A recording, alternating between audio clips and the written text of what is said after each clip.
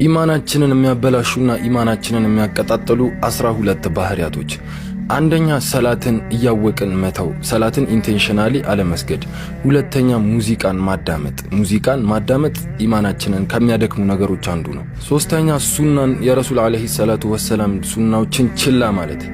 አራተኛ ደግሞ ለሰራነው ወንጀል ወደ አላህ ተውበትንና ጸጸትን ማርታን አለመጠየቅ። አምስተኛ አላህን ከማይፈሩና ከካፊር ከመጥፎ ጓደኞች ጋር መዋል።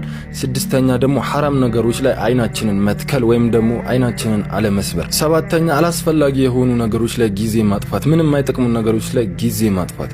ስምንተኛ ደግሞ ሶሻል ሚዲያን ስንጠቀም ያለ አግባብና ወጣ ባለ በሚያስጠላ መልኩ ለዲን ባልሆነ መልኩ ሶሻል ሚዲያን መጠቀም ኢማናችንን ያቃጥልብናል። ዘጠነኛ እውቀትን አለመፈለግ፣ መድረሳ የተለያዩ ቦታዎች እየሄድን ኢልምን አለመፈለግ። አስረኛ ደግሞ የኛን ኢማን ለመጨመር ጥረት አለማድረግ።